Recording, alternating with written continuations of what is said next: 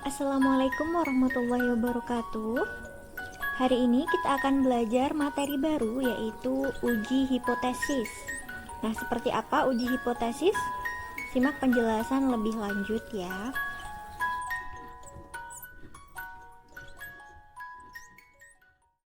Uji hipotesis.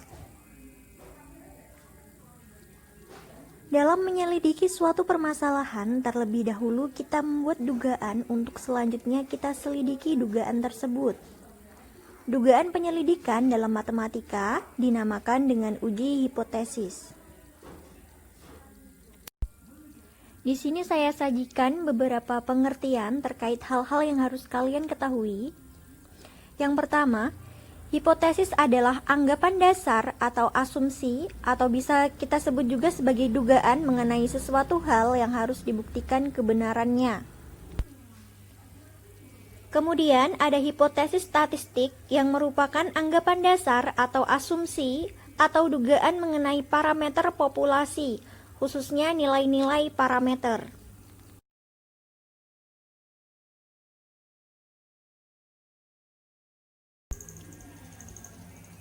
Yang ketiga adalah pengujian hipotesis, merupakan prosedur untuk menentukan apakah menerima atau menolak hipotesis yang telah kita buat.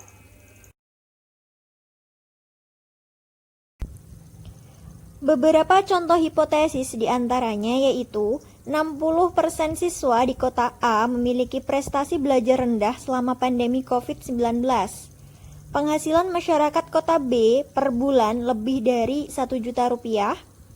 80% masyarakat menyatakan bahwa pandemi COVID-19 berdampak pada perekonomian. Nah, hipotesis atau dugaan ini belum bisa kita pertanggungjawabkan kebenarannya. Untuk itu, selanjutnya kita akan selidiki melalui pengujian hipotesis. Nah, uji hipotesis bisa kita lakukan dengan langkah-langkah berikut ini.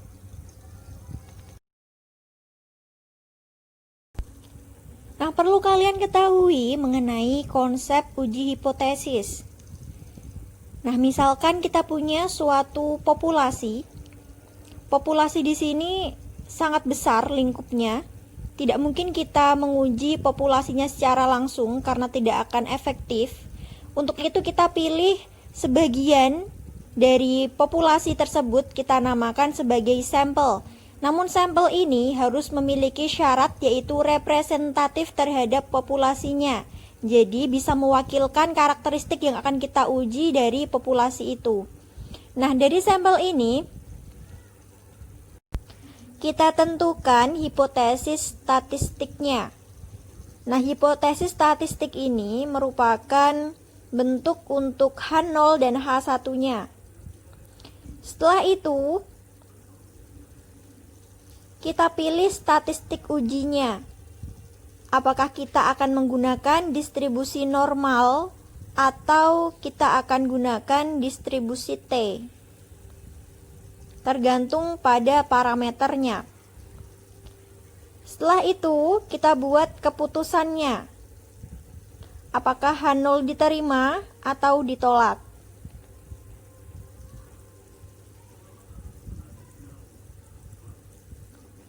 Yang terakhir, kita bisa dapatkan hipotesis penelitiannya. Nah, saya jelaskan ya jenis hipotesis. Hipotesis statistik terdiri dari dua, yaitu H0 dan H1. Di mana H1 sebagai hipotesis alternatifnya. Hipotesis 0 adalah hipotesis yang perumusannya mengandung pengertian sama atau tidak ada perbedaan. Jadi nanti hipotesis yang ada unsur sama dengannya hanya hipotesis H0. Nah, untuk menerima atau menolak hipotesis, kita memerlukan kriteria pengujian yang terdiri dari daerah penerimaan dan daerah penolakan, atau bisa kita sebut sebagai daerah kritis. Untuk lebih jelasnya, simak penjelasan berikutnya. Rumusan hipotesis bisa kita bagi menjadi 3 bentuk. Yang pertama, rumusan hipotesis yang mengandung pengertian sama. Ada 3 jenis. Kemudian yang kedua adalah rumusan hipotesis yang mengandung pengertian maksimum. Yang ketiga adalah rumusan hipotesis yang mengandung pengertian minimum.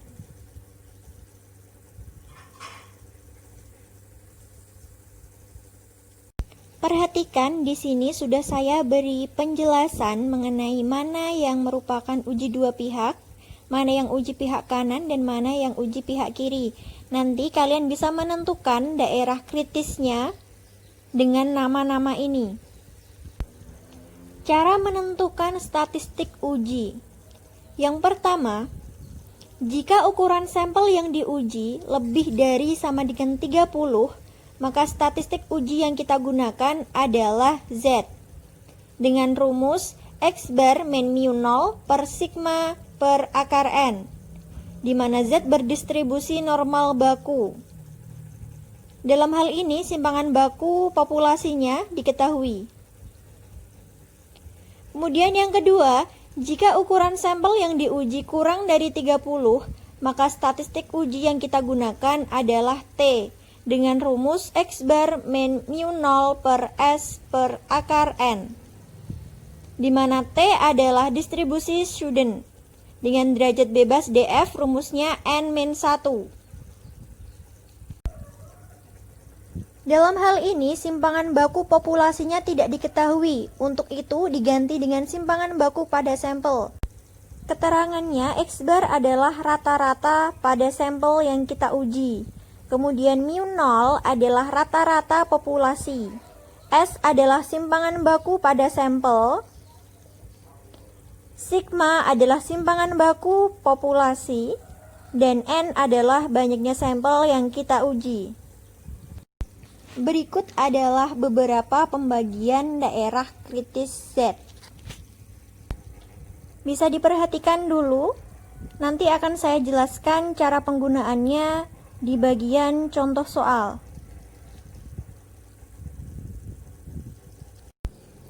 Jika nilai statistik uji berada pada daerah penerimaan, maka H0 diterima. Dan jika nilai statistik uji berada pada daerah penolakan, maka H0 ditolak.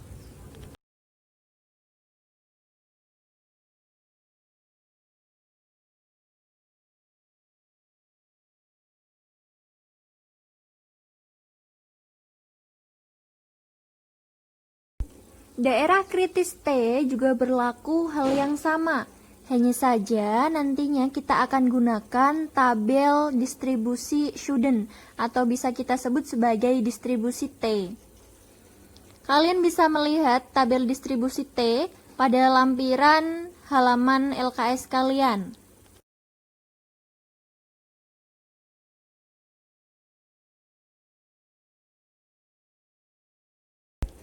Dalam menentukan keputusan uji, terdapat dua kemungkinan kesalahan yang dapat terjadi.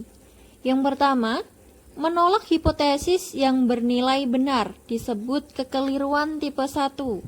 Kesalahan yang kedua adalah menerima hipotesis yang bernilai salah.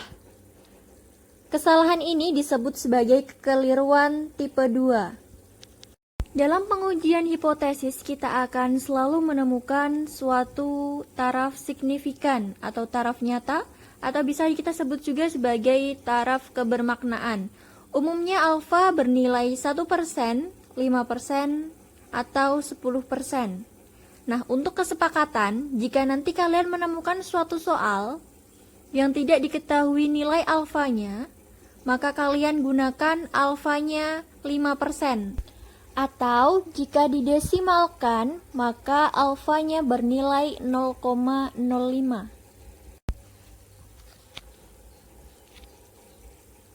Lalu bagaimana cara untuk menguji hipotesis?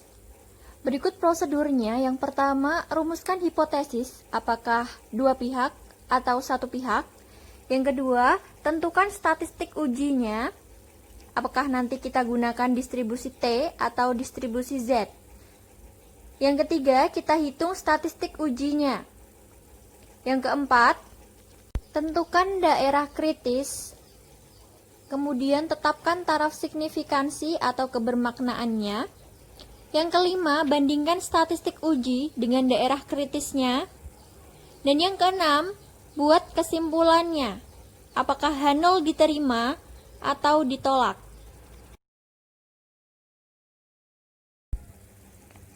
Berikut ini saya akan sajikan beberapa contoh soal terkait pengujian hipotesis. Silahkan diperhatikan. Akan lebih baik jika kalian mencatatnya.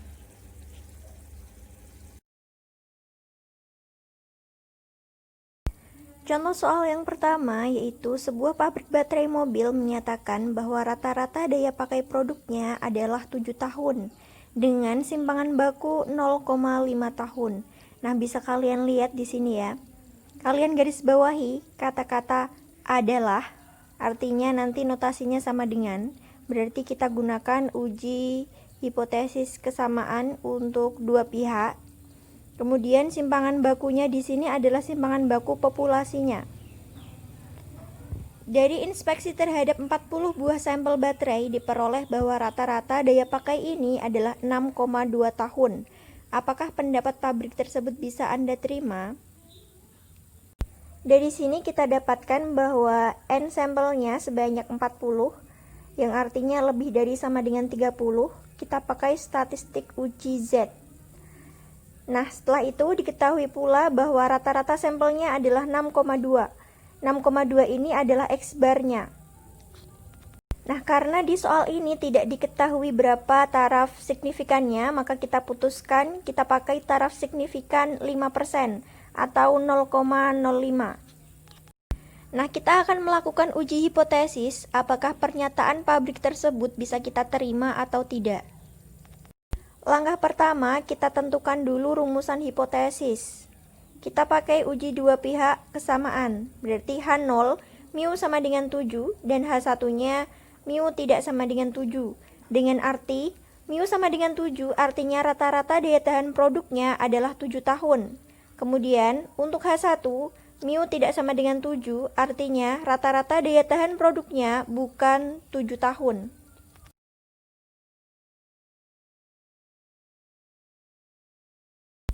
Nah, saya beri keterangan bahwa hipotesis ini adalah uji dua pihak ya. Langkah kedua, kita akan tentukan statistik ujinya. Karena tadi banyak sampelnya ada lebih dari sama dengan 30 dan sigmanya diketahui, maka kita gunakan uji Z. Rumusnya Z sama dengan X bar min mu 0 per sigma per akar N. Nah, setelah kita menentukan statistik ujinya, kita hitung nilai statistik ujinya. Kita substitusikan nilai-nilai parameter tadi ke persamaan Z. Kita peroleh hasilnya yaitu min 10,11. Langkah keempat, kita tentukan daerah kritisnya dengan taraf signifikan alfa sama dengan 5%. Nah, ingat kembali bahwa distribusi normal memiliki kurva yang luasannya sama dengan satu satuan luas. Berarti, karena kurva bentuknya simetris terhadap suatu garis yang ditarik melalui rata-ratanya, maka untuk sebelah kiri garis yang ditarik melalui rata-rata nilainya adalah 0,5 satuan luas, dan sebelah kanan nilainya juga 0,5 satuan luas. Nah, kita cari luasan daerah penolakannya. Ingat, tadi kita gunakan ujinya adalah uji dua pihak. Uji dua pihak sebelah kirinya adalah min Z untuk alfa per 2 dan sebelah kanannya adalah luasan untuk Z dengan alfa per 2. Nah, sekarang kita cari luasan daerah penolakan dengan alfa per 2, berarti nanti daerah penolakan sebelah kiri dan kanannya adalah luasan 0,025. Sekarang kalian cek di tabel distribusi normal baku, pada nilai Z berapakah yang memiliki peluang sama dengan 0,025. Nah, sekarang kita gambar bentuk kurva untuk uji dua pihaknya.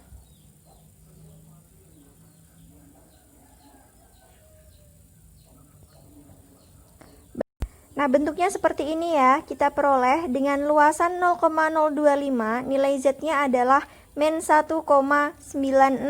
Berarti untuk sebelah kanannya adalah nilai positifnya, yaitu 1,96. Langkah kelima, kita bandingkan statistik uji dengan daerah kritisnya. Tadi kita peroleh statistik ujinya adalah min 10,11. Kita bandingkan nilai Z dengan min 10,11 di daerah kritisnya.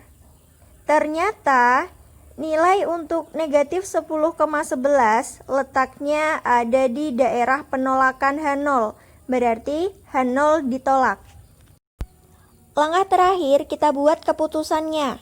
Karena H0 ditolak, artinya hipotesis yang menyatakan bahwa daya pakai produk sama dengan 7 tahun tidak dapat diterima.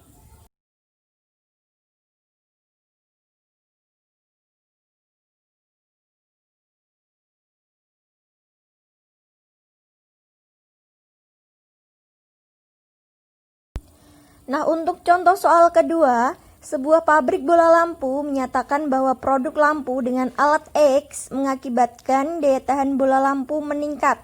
Kalian garis bawahi kata-kata meningkat ya, berarti nanti kita pakai uji hipotesis kesamaan untuk uji pihak kanan. Kemudian, hasil pengujian yang dilakukan oleh Yayasan Lembaga Konsumen terhadap 10 lampu yang tidak menggunakan alat X diperoleh bahwa rata-rata daya tahan bola lampu tersebut adalah 2,2 tahun dengan simpangan baku 0,4 tahun. Berarti N sampelnya adalah 10, jelas kurang dari 30 ya. Kita pakai nanti statistik ujinya adalah statistik uji T.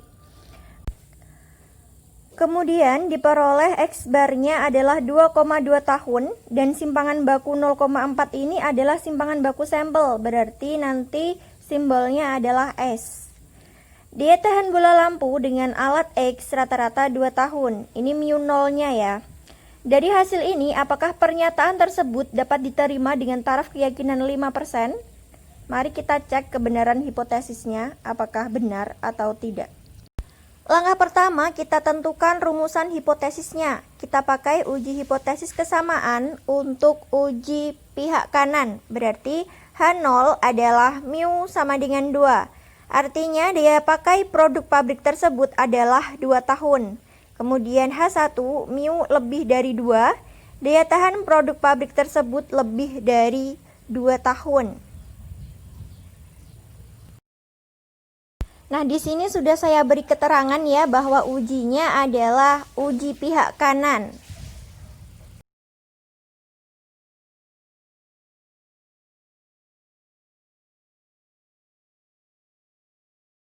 Langkah kedua yaitu menentukan statistik ujinya. Kita pakai statistik uji T dengan rumus X bar min mu 0 per S per akar N. Karena tadi ukuran sampelnya kurang dari 30 dan sigmanya tidak diketahui. Langkah ketiga, kita hitung nilai statistik ujinya. Kita substitusikan apa yang sudah kita ketahui dari soal tadi ke persamaan rumus T. Kita peroleh hasilnya yaitu T sama dengan 1,581.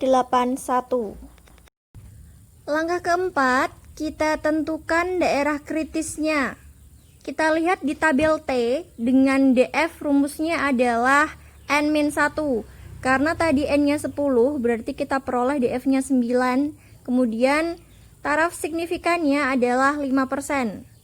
Kalian bisa cek di tabel distribusi T yang ada pada lampiran LKS kalian. Kalian cek untuk nilai T satu arah dengan DF 9 dan alfa 5%. Nanti kalian akan temukan nilai T-nya adalah 1,833. Langkah kelima, kita bandingkan nilai statistik uji T tadi dengan daerah kritisnya.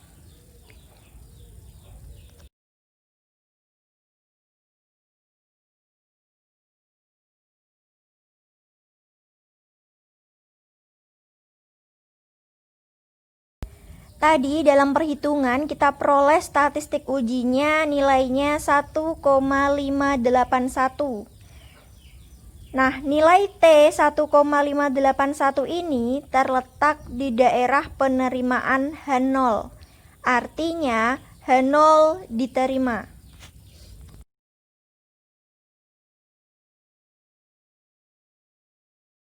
Langkah terakhir kita buat keputusannya.